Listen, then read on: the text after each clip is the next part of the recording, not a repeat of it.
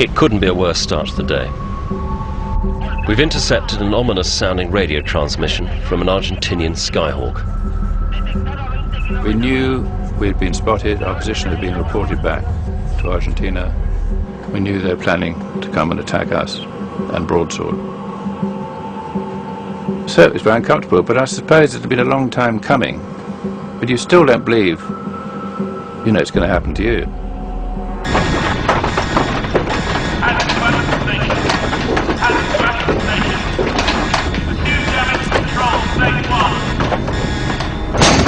Hostile contact bearing 230, range 30, heading 270, speed 280, low level.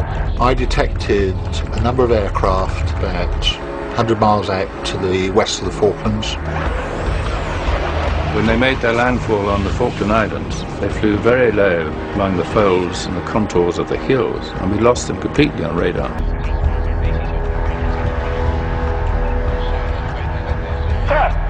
Four fast-moving contacts bearing 200 degrees, 15 miles heading 270 degrees at low level. 4 aircraft sprang out from the land and came herring towards us about 12 miles to the south. And it was 2 sets of 2 Skyhawks, so therefore we decided then to fight the battle with our Cedar. Confirmed birds, hostile 1211. We then lost lock because they were too low because of the landmass that was behind the aircraft. The health Broadsword. I think we're on our road, sir. Broadsword had the aircraft in her missile sights with Seawolf, but Seawolf had a technical hitch and didn't engage. So she wasn't able to shoot those airplanes down. Blind AWO, make track 1211 hostile.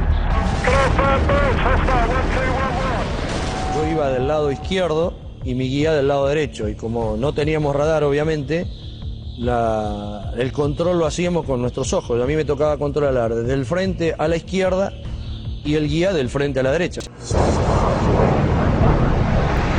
Alarm aircraft, rank 70!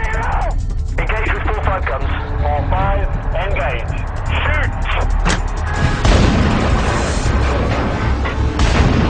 All upper deck weapons, stand to and fire at will.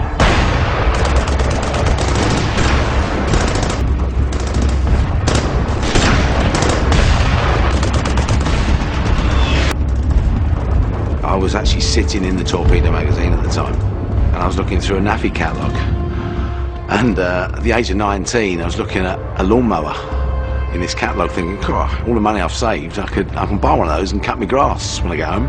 Fantastic. At which point the hatch came open. Pete, we've been attacked! We're under attack! I went, oh, right, okay, hang on a sec, I'll grab my camera and get some action snaps, you know, which is the most bizarre thing. And I walked round the corner and... Fucking hell!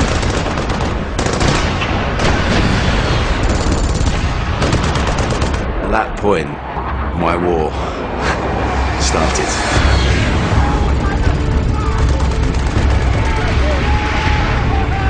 I've never been so scared in my whole life, and I hope to God I'm never ever that scared again.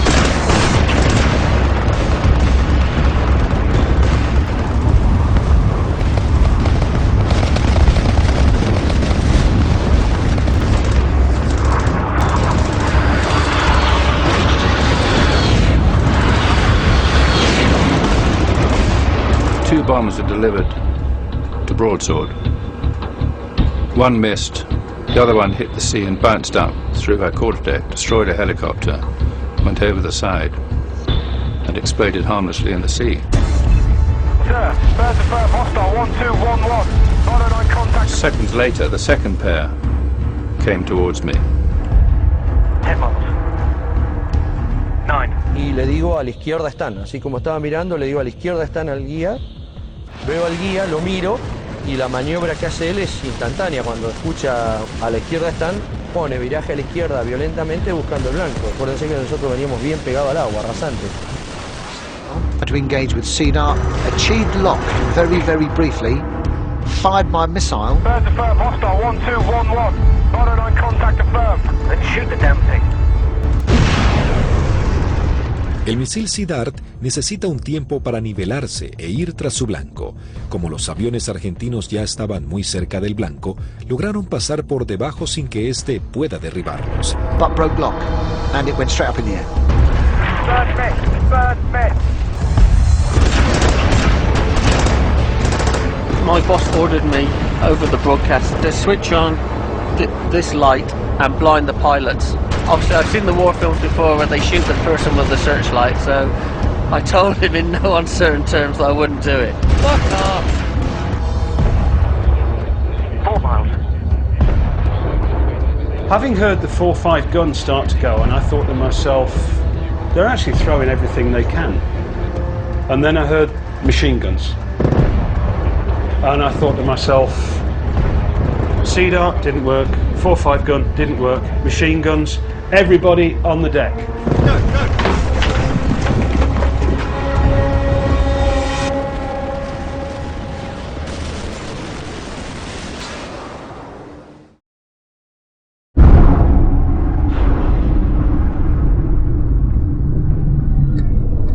I then heard 2 thumps. It wasn't bangs, it was thumps, which now would appear to be the 2 1,000-pounders penetrating the port side of the ship.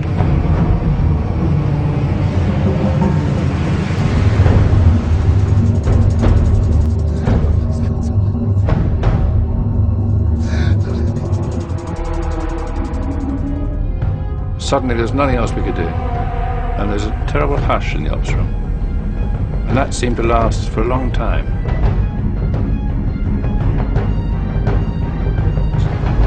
And I said, Hey, I told you to hit the bloody deck!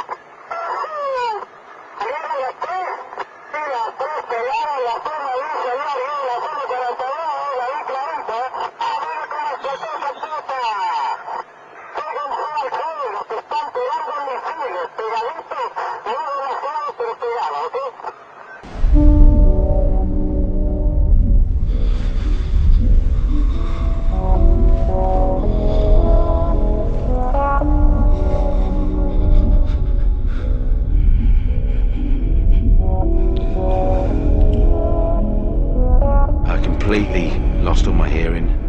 Everything slowed down. Everything seemed rational. Everything seemed okay. I was no fear whatsoever. No worry. It was almost like someone had given me a day pass for a film they were shooting on a war scene.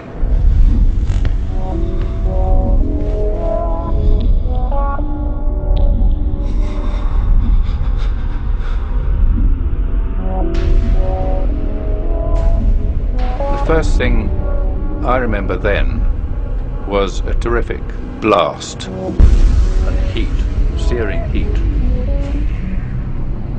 I remember seeing total chaos and devastation in this compartment. People on fire.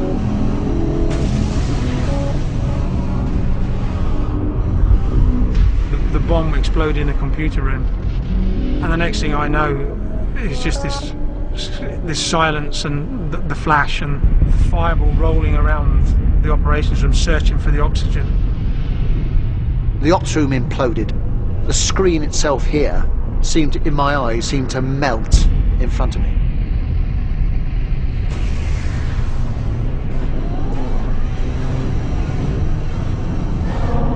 My arm was alight. Literally my skin was alight, and I was putting my arm out with my left hand. I tasted the rubber and the wire going down your throat into your lungs, because you're actually sucking in all the remnants of burning wires and equipment.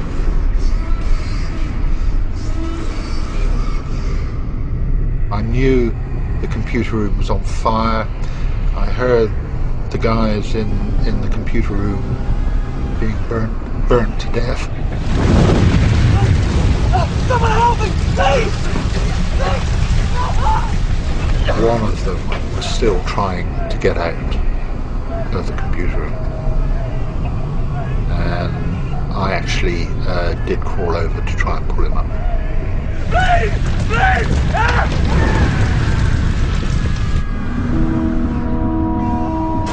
But then suddenly, I found myself out of the starboard passage in clearer air.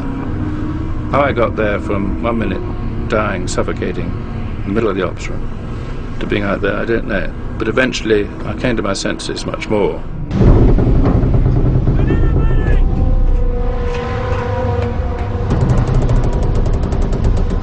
I felt the whole ship lurch to port. As an awful feeling that the ship was doomed. You knew it was the death throes of a ship. It was a movement you've never felt before of a ship at sea.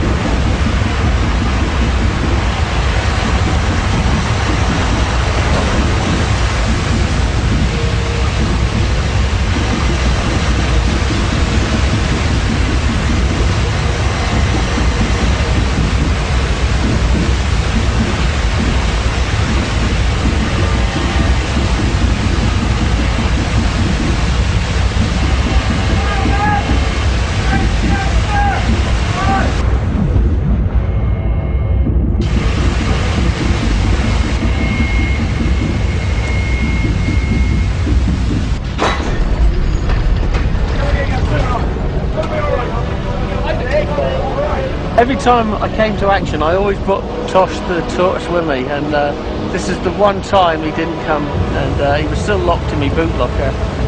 I did think of going down to get him, but when I opened the door and it was just smoke, there's no way I could go back down 4 or 5 decks to try and find him. Jump! Come on!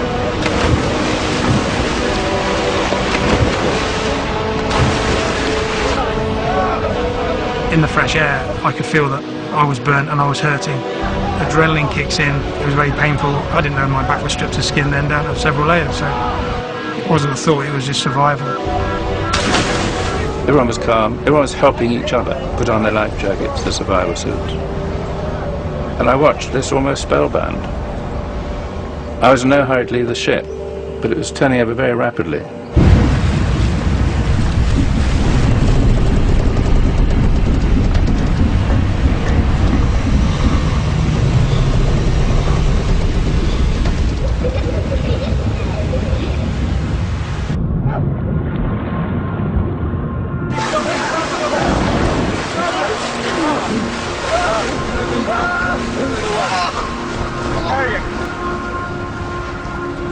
The life rafts were pretty full, I could see them off the ship.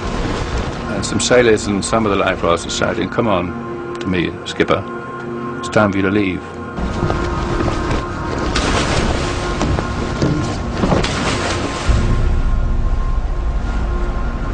I was probably the last to leave. I actually walked down the ship's side, which by that time was almost horizontal, and jumped the last 2 feet into the water.